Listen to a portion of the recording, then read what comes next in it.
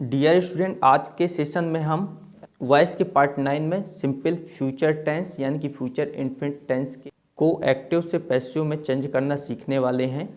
चलिए स्टार्ट करते हैं आज के इस सेशन को। यहाँ पर दिया हुआ एक्टिव वॉइस और यहाँ पर दिया हुआ पैसिव वॉइस।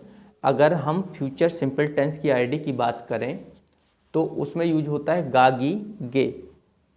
गा गी गे इसकी आईडी में यूज होता है, जैसे मैं आऊँगा, आप यह काम करोगे, वह पढ़ाएगा, इस प्रकार से इसका फॉर्मेशन होता है सेंटेंस का। तो ये गागी गे इसकी आईडी हो गई। अगर स्ट्रक्चर बनाना है तो स्ट्रक्चर में सब्जेक्ट पहले होता है, उसके बाद विल का यूज होता है हेल्पिंग वर्ब के फॉर्म में। तो हेल्पिंग वर्ब के स्थान पर विल यूज होती है। विल एक हेल्पिंग वर्ब है जो फ्यूचर में यूज होती है। तो सब्जेक्ट के बाद विल लगेगा, वर्ब की फर्स्ट फॉर्म का यूज होता है प्लस ऑब्जेक्ट। इसी प्रकार से अगर इसका नेगेटिव का स्ट्रक्चर बनाएंगे, सब्जेक्ट के साथ विल का यूज होता है, फिर उसके बाद नॉट यूज होता है, फिर वर्ब की फर्स्ट फॉर्म प्लस ऑब्जेक्ट का यूज होता है। इंटेरोगेटिव में अगर इसे बनाएंगे तो विल आगे आ जाता है, सब्जेक्ट, फिर उसके बाद वर्ब की फर्स्ट फॉर्म प्लस ऑब्जेक्ट। और इंटेरोगेटिव और नेगेटिव में विल पहले, फिर सब्जेक्ट होता है, फिर नॉट लगता है, वर्ब की फर्स्ट फॉर्म प्लस ऑब्जेक्ट का यूज किया जाता है इसके स्ट्रक्चर में।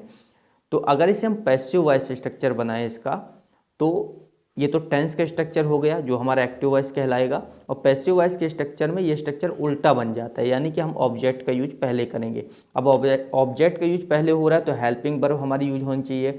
तो हमने इससे पहले ही पढ़ा है कि हमेशा एक्टिव टू पैसिव अगर हम चेंज करते हैं तो अगले वाले टेंस की यूज की जाएगी। तो इसका अगला वाला टेंस हमारा जो है फ्यूचर कॉन्टिन्यूअस टेंस है। और फ्यूचर कॉन्टिन्यूअस टेंस की हेल्पिंग वर्ब होती है विल बी, यानी कि विल के साथ बी का यूज हो जाता है। तो ऑब्जेक्ट के बाद विल लगेगा, फिर बी लगेगा। वर्ब का थर्ड फॉर्म का यूज होता है वॉइस में, और by plus subject, subject objective case के फॉर्म पर होगा। नेगेटिव में अगर बनाएंगे तो ऑब्जेक्ट के बाद विल का यूज होता है, उसके बाद नॉट, फिर होगा बी, फिर वर्ब की third form plus by plus subject. जो सेंटेंस के स्ट्रक्चर बनाने का फॉर्मेशन होता है वही इसका भी होगा। इसी प्रकार से अगर इंटेरोगेटिव सेंटेंस पर बनाना है तो विल आगे रहेगा, ऑब्जेक्ट बाद में, उसके बाद बी का यूज होगा, वर्ब की third form by plus subject. इसी प्रकार से अगर हमें इंटेरोगेटिव नेगेटिव बनाना है तो विल आगे, फिर object plus not plus be plus verb की third form by plus subject. अगर इन दोनों के एक्टिव और पैसिव वॉइस के स्ट्रक्चर की बात करें तो इनका फॉर्मेशन जैसा वैसे फॉर्मेशन इनका भी, यानी कि सब्जेक्ट के बाद हेल्पिंग वर्ब का यूज हो रहा है तो यहाँ भी ऑब्जेक्ट के बाद हेल्पिंग वर्ब का यूज हो रहा है। नेगेटिव में विल नॉट का यूज हो रहा है तो इसमें विल नॉट बी का यूज हो रहा है। और इंटेरोगेटिव में विल आगे आ रहा है, हेल्पिंग वर्ब आगे आ रही है तो इसमें भी हेल्पिंग वर्ब आगे आ रही है। और इसमें भी हेल्पिंग वर्ब आगे है, सब्जेक्ट के बाद नॉट का यूज है, उसी प्रकार से विल यहाँ पर आगे है, ऑब्जेक्ट के बाद नॉट का यूज है। तो विल का यूज सभी सब्जेक्ट के साथ किया जाता है। यहाँ पर पैसिव वॉइस में जो सब्जेक्ट है ऑब्जेक्ट केस के फॉर्म पर होता है। तो सब्जेक्ट अगर ऑब्जेक्ट केस के फॉर्म पर है तो उसे जानना जरूरी है। तो ऑब्जेक्टिव केस में सब्जेक्ट क्या होगा, तो आई का हमेशा मी बन जाता है, ही का हिम बनेगा, सी का हर होगा, दे का देम यूज होता है, वी का अस हो जाता है, यू का यू ही रहता है। और इसके अलावा कोई भी नाउन या नेम होता है तो उसका ऑब्जेक्टिव केस हमेशा सेम रहता है, वही का वही यूज होता है। तो इस ऑब्जेक्टिव केस का हम यूज करेंगे, सब्जेक्ट अगर ऑब्जेक्ट में जाएगा तो इस प्रकार के केस का यूज होगा। तो इनमें ऑब्जेक्टिव केसेस का यूज हो जाएगा। तो एक सेंटेंस का सबसे पहले हम ट्रांसलेशन करेंगे हिंदी से इंग्लिश में, और उसके बाद उसे पैसिव वॉइस में भी चेंज करेंगे। तो हम एक सेंटेंस ले रहे हैं,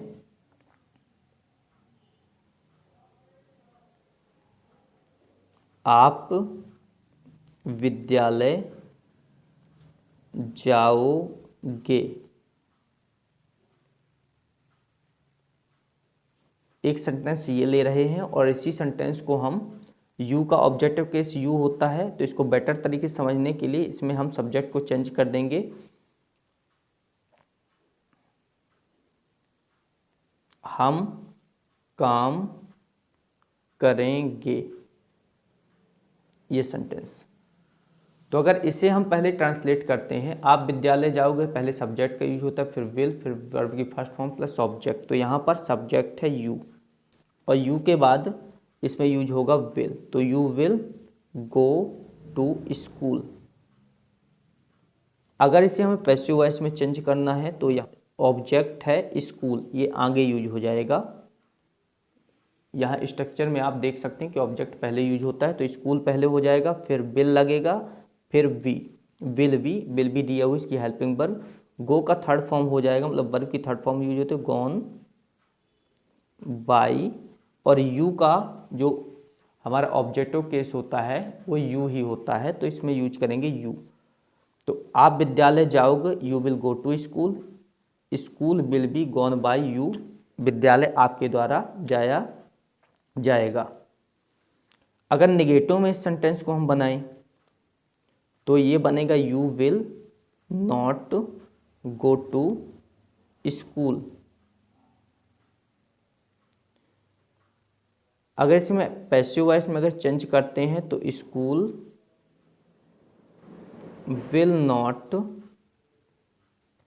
gone by, will not B का यूज होगा, तो school will not be gone by you, ये नेगेटिव सेंटेंस हो जाएगा इसका।